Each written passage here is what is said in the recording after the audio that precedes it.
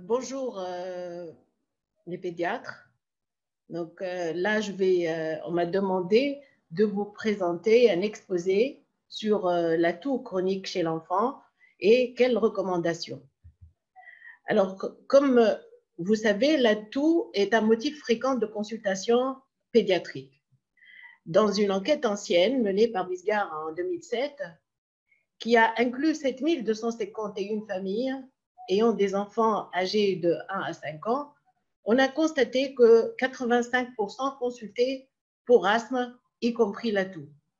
67% de ces enfants ont reçu un traitement spécifique pour la toux et 35% des enfants sont revenus plus de 3 fois dans les consultations pédiatriques dans les 6 mois.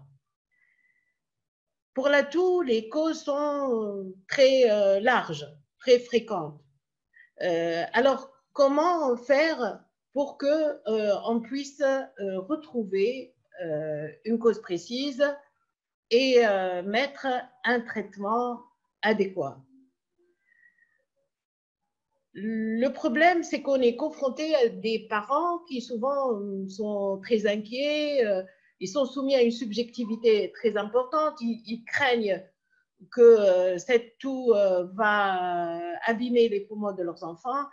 Et donc, finalement, l'inquiétude est souvent très forte.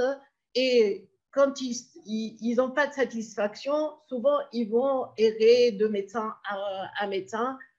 Et les fidéliser devient très, très difficile. Ce qui fait que la consultation, la première qu'on va faire avec eux, est souvent très frustrante, aussi bien pour les parents que pour le pédiatre. Alors d'abord, quelques définitions. La toux est un symptôme finalement naturel. C'est un phénomène réflexe qui est là pour protéger les voies aériennes. Tousser, même de façon apparemment répétée, n'est pas systématiquement en rapport avec la gravité. Et puis, on a la toux qu'on qualifie d'attendue, habituelle.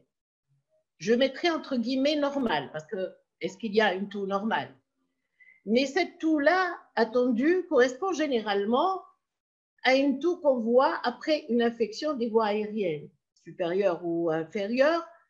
Et dans les suites, ça peut se prolonger un bout de temps, qui peut être de 1 mois, 2 mois.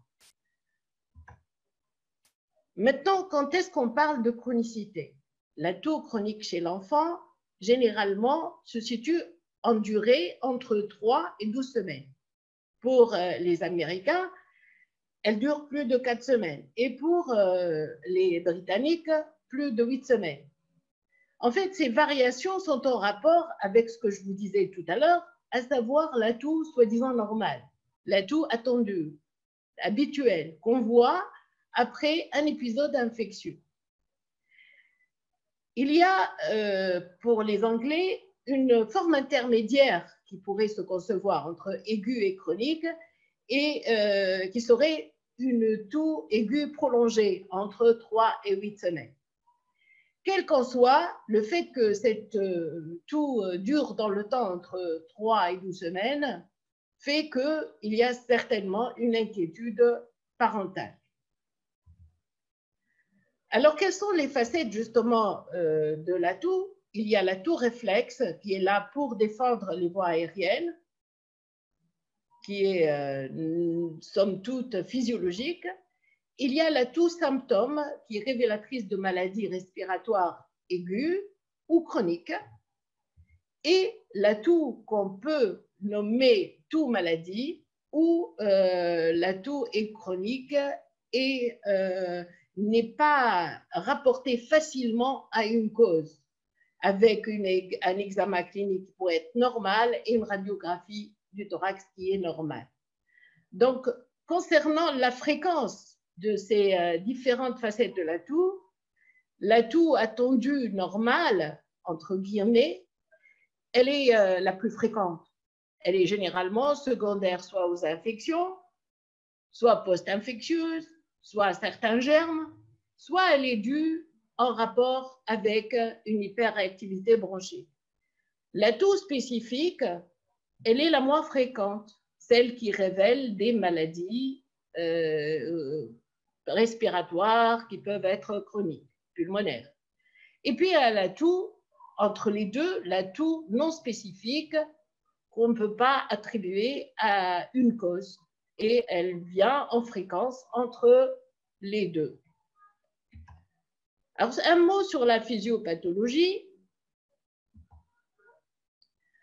Les structures innervées par le nerf vague qu'on trouve au niveau de la trachée, au niveau des bronches, au niveau du diaphragme, ils vont être responsables du déclenchement de la toux.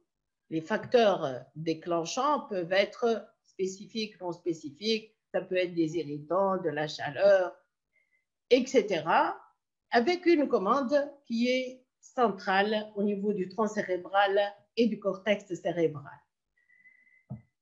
Les récepteurs à l'irritation, et je voulais en parler particulièrement, ce sont les récepteurs TRPV1, qui sont des mécanorécepteurs ou des chémorécepteurs, ou bien des nocirécepteurs.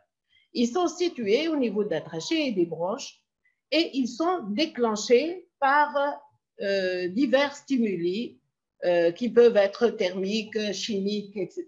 Et donc, le fait d'avoir un seuil bas pour ces récepteurs fait qu'il peut y avoir une toux qui est auto-entretenue et donc facile à déclencher, et je vais vous en parler tout à l'heure dans les étiologies.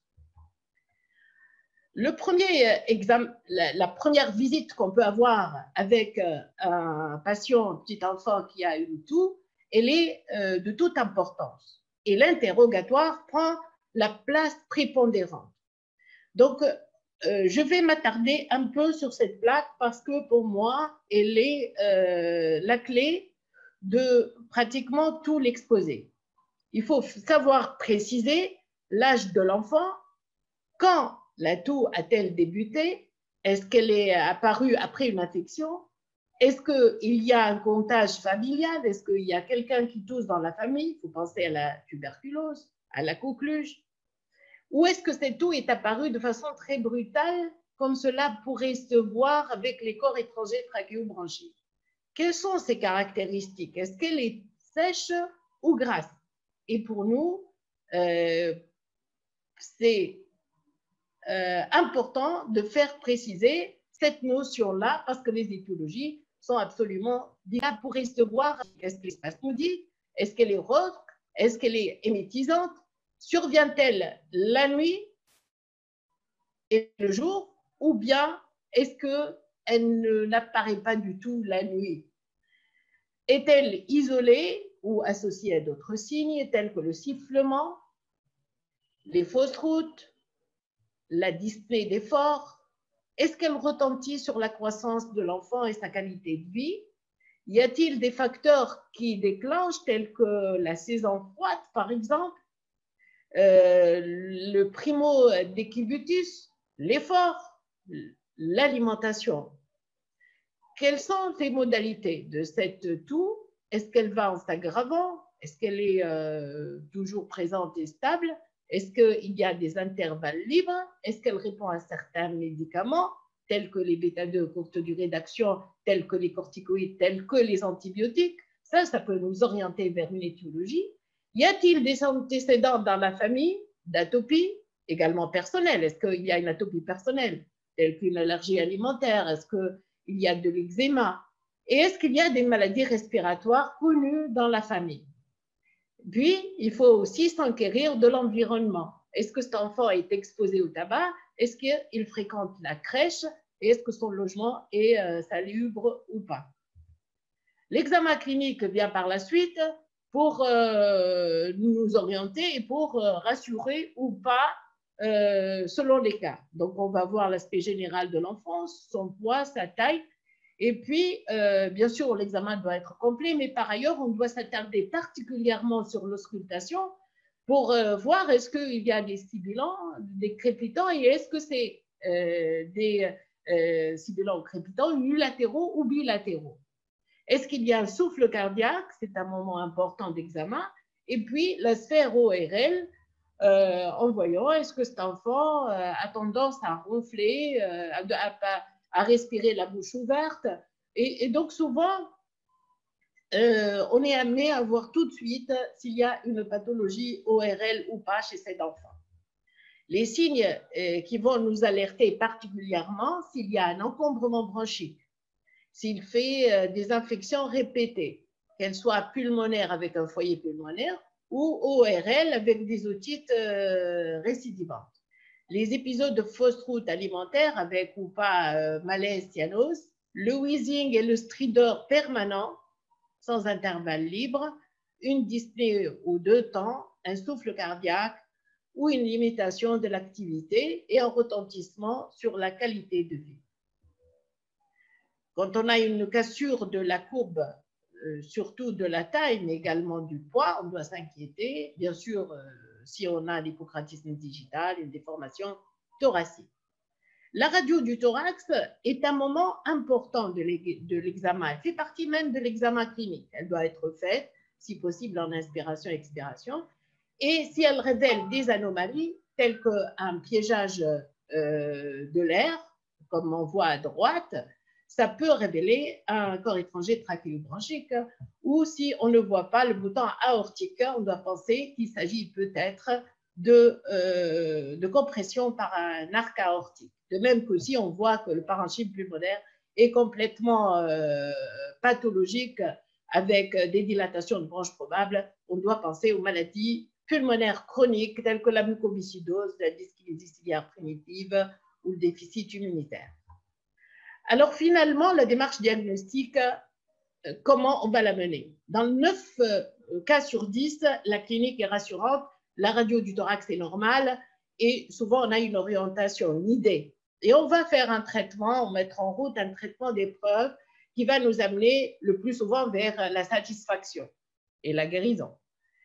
Et des fois, bon, ça ne marche pas aussi bien qu'on croyait, ou bien que d'emblée, on est inquiet par les signes d'accompagnement, que la radio thorax n'est pas normale. Et à ce moment-là, on va avoir recours aux examens de deuxième intention. Les examens de deuxième intention peuvent être à la recherche de causes les plus fréquentes, comme le corps étranger, le scanner pour voir s'il n'y a pas de dilatation de branches, l'examen cytobactériologique pour voir est-ce qu'on peut isoler une bactérie, l'intradermoréaction à la recherche de tuberculose, ou bien des recherches de causes moins fréquentes telles que la mucoviscidose, le déficit immunitaire ou les maladies ciliaires. Donc, je vais évoquer quelques étiologies de toux chroniques et évidemment, je vais vous parler aussi de la prise en charge, puisque on avait dit dès le départ que l'exposé s'intitule toux chronique et quelles recommandations. Donc, si on est devant des pathologies ORL avec une toux généralement grasse, qui survient surtout l'hiver, avec une respiration bouche ouverte, un ronflement, hypersalivation. Donc, il y a peut-être là des végétations. Le problème des végétations, c'est que le pédiatre est confronté au fait qu'il faut enlever ou pas ces végétations associées à l'amygdalectomie. Évidemment, si ces végétations deviennent embêtantes, il faudra savoir les enlever pour améliorer la qualité de vie de ces enfants. Il y a également la possibilité d'utiliser l'azithromycine ou les macrolides au long cours pour améliorer cette qualité de vie. Le problème essentiel, c'est que des fois, on a un doute sur la rhinite allergique parce que la symptomatologie pourrait être similaire. Donc, le temps est notre allié pour faire la différence entre les deux et prendre la meilleure des décisions. Effectivement, la rhinite, qu'elle soit allergique ou pas, post-infectieuse, sinusite, etc., c'est aussi des étiologies qui peuvent aussi se manifester par une toux. Ça commence par une rhinite et puis ça retombe sur les bronches et il y a à ce moment-là une toux. une toux associée. Mais généralement, on va retrouver, est-ce qu'il y a un prurite nasal, est-ce qu'il y a des éternuements, est-ce que ça survient lors d'une saison particulière. La recherche d'une atopie familiale, personnelle et tests cutanés pourrait nous aider, de même que le nasofibroscope qui montre une muqueuse lilas, d'aspect lilas, qui est évocatrice de la rhinite allergique. Donc à ce moment-là, on va mettre un traitement par les antihistaminiques ou les corticoïdes nasaux qui vont améliorer cet enfant et la toux, bien entendu. Maintenant, on arrive à la toux révélatrice d'asthme, qu'on appelle équivalent d'asthme. Donc, le diagnostic est facile si on trouve des sibilants ou des antécédents de sibilants avec un recours aux urgences, par exemple, où l'enfant a eu des nébulisations, ou bien un médecin a constaté un jour ou l'autre des sibilants. Mais des fois, ils viennent avec simplement la toux. Et la toux, elle est attribuée à l'asthme parce qu'il y a des épisodes d'intervalle libre. Et puis, ou bien on trouve des signes en faveur de l'atopie. C'est une toux qui est déclenchée par l'effort, le froid, parfois par les pleurs. Elle prédomine la nuit. Quand on a un doute, on peut faire des explorations fonctionnelles respiratoires à partir de l'âge de 5 à 6 ans qui vont montrer une obstruction qui va amputer avec cet aspect de la courbe concave et qui va empiéter avec une diminution des débits et des volumes qui sont réversibles par les bêta-2 courte durée d'action, donnant une amélioration de plus de 12%. Des fois, on peut avoir recours également au test de provocation bronchique pour voir si on peut de nouveau avoir l'obstruction chez un enfant qui se présente avec des EFR normales. Mais il faudra que ce soit un enfant âgé d'au moins 5 à 6 ans pour pouvoir faire cela. Le fait de rechercher une atopie par les tests cutanés pourrait renforcer le diagnostic. Et donc, le traitement des preuves est tout à fait défendable, soit qu'on a de forts doutes vers l'asthme, équivalent d'asthme, soit parce que c'est très fréquent que ce soit la cause qui va entraîner cette toux chronique. Et donc, le fait de mettre l'enfant sous traitement de l'asthme, à savoir les corticoïdes inhalés, pourrait améliorer l'enfant et à l'arrêt pourrait montrer qu'il pourrait avoir une récidive et en conséquence, on peut retenir le diagnostic d'asthme. Maintenant, la toux qui peut révéler un reflux. C'est une toux généralement sèche en début de nuit, à l'endormissement, au coucher, quand l'enfant est allongé. Elle peut être associée à l'asthme ou laryngite aiguë récidivante, mais de façon paradoxale, on a très peu de signes digestifs qui manquent dans 50 à 75% des cas. Donc, est-ce qu'il faut explorer plus? Est-ce qu'il faut faire une pH-métrie? On peut, évidemment, mais on l'a fait tellement long, pendant très longtemps, on a vu qu'il y avait au niveau de la pH-métrie un profil de type respiratoire, avec plusieurs épisodes de reflux de courte durée et qui sont essentiellement diurnes. Donc, à force d'avoir le même profil, on a fini par un peu abandonner la pH-métrie, d'autant plus qu'elle ne pourra pas dire si le reflux est acide ou alcalin. Effectivement, les inhibiteurs de la pompe à protons qu'on pourrait proposer ne peuvent agir que sur les reflux acides et n'ont aucun impact sur les reflux alcalins. Et en plus, leur utilisation ne peut se faire de longue durée. Donc, on doit à peu près les mettre en place pendant 2 à 3 mois au maximum. Des méta-analyses n'ont pas montré leur efficacité réellement sur le reflux. Par contre, le fait de traiter, comme je vous ai dit tout à l'heure, les symptômes révélateurs du reflux, à savoir l'asthme ou les laryngites aiguës récidivantes, soit par les corticoïdes inhalés ou les antileucotriènes pour les laryngites aiguës récidivantes, pourrait améliorer fortement les symptômes du reflux. Une place un peu particulière au dysfonctionnement laryngé qui se voit chez les tout petits enfants, les petits nourrissons et jeunes enfants. Ce sont des enfants qui se présentent avec une toux aboyante, une modification associée de la voix, un stridor laryngé, et les antilocotriennes pourraient avoir un effet favorable sur ce type de toux. Les infections bactériennes, je vais commencer par la coqueluche. La coqueluche, pourquoi je l'évoque concernant la toux, surtout chez l'enfant, les formes des petits nourrissons qui sont sévères, généralement le diagnostic est facile à faire. Mais par contre, les plus grands enfants qui commencent à tousser, on ne pense pas particulièrement à la coqueluche. On pense que cet enfant est vacciné et on n'y croit pas beaucoup. Mais par contre, ce sont des enfants qui vont contaminer les tout petits. S'ils ont une fratrie toute jeune où la vaccination n'a pas eu encore son effet, ils peuvent les contaminer. La sémiologie est généralement atypique et la coqueluche est fréquente chez l'enfant asthmatique. Son incidence est élevée. La confirmation, bien sûr, va se faire par la PCR, mais est-ce qu'on va la faire? Mais en tout cas, l'utilisation des macrolides doit être mise en place avant les 3 semaines, sinon elle n'a pas beaucoup d'intérêt. Pour les germes atypiques tels que le mycoplasme, qui s'associent également à plusieurs tableaux respiratoires, notamment la toux chronique. Et ils peuvent être impliqués dans l'initiation de la toux, dans l'aggravation de la toux et dans la pérennisation de la toux. Le diagnostic pourrait se faire par la sérologie, mais attention, la sérologie revient tardivement, donc on ne peut pas se fier à cela. La PCR est trop coûteuse. Alors finalement, c'est un traitement d'épreuve qu'on va utiliser en mettant en place les macrolides.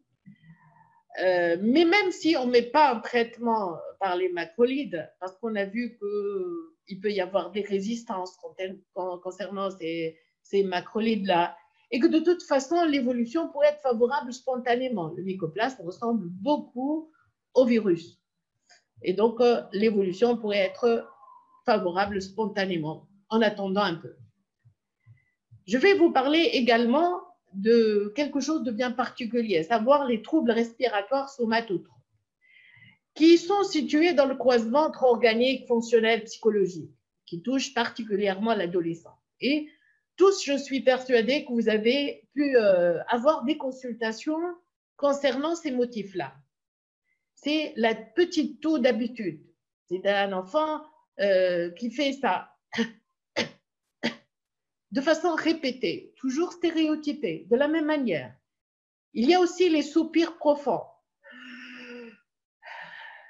le dysfonctionnement des cordes vocales, qui sont souvent associés à la toux psychogène, le syndrome d'hyperventilation.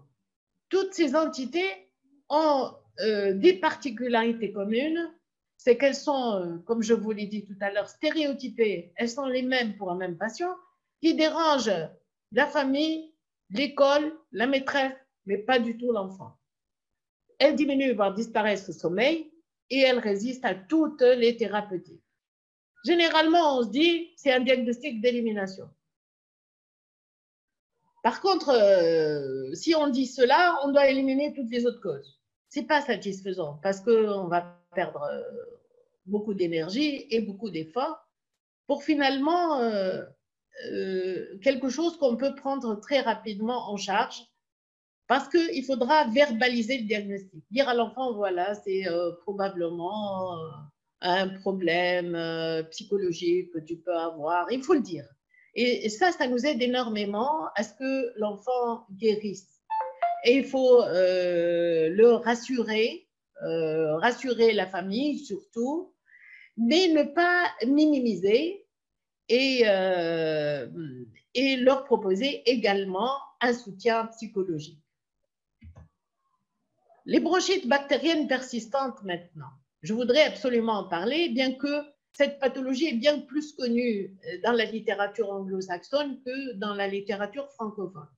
Elle répond à 3 critères. Le premier, essentiellement, est la toux grasse. Ces enfants répondent bien aux antibiotiques et on ne trouve pas d'autres causes à la toux et l'examen clinique, de même que la radio, sont normales. Sur le plan physiopathologique, c'est en rapport avec une bactérie qui va créer un biofilm pour se auto-protéger et va altérer la clairance mucociliaire. C'est des enfants âgés de moins de 6 ans et qui toussent gras depuis au moins 4 semaines, comme je vous ai dit tout à l'heure, avec un examen clinique très pauvre, normal, et la radio pratiquement normale également. Bon, avant, on disait qu'il faudrait faire le lavage broncho-alvéolaire, qu'il faut, au moins par l'examen cytobactériologique, des crachats à mettre en évidence les germes les plus fréquemment coupables, à savoir le pneumocoque, l'hémophilus. Mais on a trouvé que ces examens sont tout de même trop invasifs. Et un traitement probabiliste avec un antibiotique, surtout amoxicillave, mais également on peut utiliser un macrolide, mais qui va être mis en place pendant au moins 2 semaines. Des fois, on a un échec ou une amélioration relative, il faudra continuer plus de temps l'antibiothérapie. Il faut savoir réévaluer le patient. Et cette entité, quand on la connaît, on la traite correctement, on pourra peut-être éviter l'évolution vers les dilatations de branches. Un autre nouveau concept, qui est celui de l'auto-entretien de la toux. C'est l'assimilation de la toux chronique réfractaire à une sorte de neuropathie sensorielle. C'est des enfants qui ont un seuil de réactivité à la toux, l'hyperréactivité au centre, aux récepteurs périphériques dont je vous ai parlé tout à l'heure, les récepteurs TRVPA, qui est très basse. Donc, un seuil très bas de ces récepteurs-là qui vont réagir aux différents stimuli, ne serait-ce que le froid, le tabac, la parole. Et donc, ça va donner des symptômes tels que les paresthésies laryngées, où il y a une sensation de chatouillement au niveau de la gorge qui va amener vers la toux, une hypertucie dès qu'il y a une exposition, par exemple, à la fumée de cigarette, ou même ce qu'on appelle la lutucie à la parole. Donc, une entité nouvelle qu'il faudra peut-être connaître, elle n'est pas très fréquente, mais elle pourra répondre à certaines thérapeutiques qu'on peut proposer. Alors, finalement, pour se résumer, et donc, on est devant une toux, on va faire l'interrogatoire, comme je vous ai dit, qui est un temps principal de notre expertise, l'examen clinique, la radio du thorax, et puis soit on va être de ce côté-là où il n'y a pas de signe d'alerte, la radio est normale, et on va évoquer essentiellement les pathologies les plus fréquentes, à savoir les causes ORL, l'asthme, la toux psychogène, les bronchites bactériennes persistantes si la toux est essentiellement grasse. Et puis, on va mettre en place un traitement d'épreuve et on va réévaluer. Ou bien, on a d'emblée des signes d'inquiétude dans les médias ou dans les jours qui suivent, avec une radio du thorax qui peut être anormale, et à ce moment-là, on va devoir rechercher toutes les étiologies pulmonaires de façon exhaustive, en allant par les plus fréquentes vers les moins fréquentes. Quel traitement on pourra donner? Donc, on a tendance à vouloir, surtout avec la demande pressante des parents, à leur donner des médicaments qui peuvent ne pas être très nocifs, comme la phytothérapie, par exemple, le miel après l'âge de 1 an, l'homéopathie. Mais toutes ces thérapeutiques n'ont pas donné beaucoup de satisfaction et les essais cliniques sont de faible niveau de preuve. D'autres thérapeutiques, comme pour ce que je vous ai dit tout à l'heure, la toux auto-entretenue réfractaire, on pourra aller jusqu'à l'utilisation de thérapeutiques un peu plus agressives, telles que le Laroxyl, le Norontin, ou d'autres thérapeutiques qui sont à l'étude et qui concernent ces récepteurs avec cette hypersensibilité aux récepteurs dont je vous ai parlé tout à l'heure. Mais finalement, est-ce que tout doit être traité? La toux attendue, comme je vous ai dit, relativement normale, il faut savoir faire attendre les parents, surtout quand on a vu l'enfant dès le départ et on a vu qu'il y avait une infection, qu'elle soit pulmonaire ou ORL, et on va les amener à attendre un tout petit peu, quitte à utiliser des petits moyens tels que la phytothérapie. La toux spécifique, qui est en rapport avec une étiologie qu'on a trouvée, il faudrait savoir reconsidérer le traitement si l'action du traitement initial n'a pas été satisfaisante. Pour ce qui est de la toux non spécifique, on va essayer de traiter en probabiliste. Si on a une toux grasse, on va penser à la bronchite bactérienne et on va mettre un antibiotique. Si la toux est plutôt sèche, c'est peut-être de l'asthme. Et si la toux est plutôt diurne que nocturne et disparaissant la nuit, c'est peut-être une toux psychogène. Voilà l'organigramme finalement de ce que je viens de vous dire. Si la toux dure plus de 8 semaines et si on a cette toux qui est spécifique, soit parce qu'on a des étiologies très probables parce qu'elles sont fréquentes ou parce qu'on a des signes d'inquiétude clinique ou radiologique, on va essayer de voir quelles sont les étiologies et on va les mettre en évidence et les traiter. Ou bien on est devant une toux non spécifique. Si elle est grasse, on va penser à la bronchite bactérienne et on va mettre un antibiotique et on va réévaluer secondairement. Et puis, si on a une toux plutôt sèche, on va penser essentiellement à l'asthme, équivalent d'asthme, et on va mettre sous corticoïdes inhalés. Quitte à ce que si on aboutit à un échec dans la première condition ou l'autre, eh ben, on reviendra vers la recherche d'autres étiologies. Pour conclure, qu'est-ce qu'on pourrait dire? Que la toux traînante, chronique, des fois est un défi pour le clinicien, surtout pour fidéliser les parents qui ont tendance à dire, voilà, ça a échoué, on va voir quelqu'un d'autre. Et puis, ça recommence et c'est beaucoup d'énergie perdue, aussi bien pour l'enfant que pour le médecin. Alors, il suffit d'une anamnèse bien menée, d'un cliché de thorax, bien sûr en passant par un examen clinique rigoureux pour avoir une idée, parce qu'il y a des causes les plus fréquentes, à savoir les causes ORL, l'asthme, qu'il faudra prendre en charge très rapidement et finalement tout rentre dans l'ordre. Et puis, il y a, comme la bronchite bactérienne qui est sous-évaluée, il faudra la connaître, et la révélation par la toux grasse est un peu caractéristique. Et puis, le reflux, il faudra le remettre un tout petit peu à sa place parce que finalement, la relation de causalité est difficile et donc traiter les symptômes respiratoires pourrait améliorer le reflux. Voilà, je vous remercie.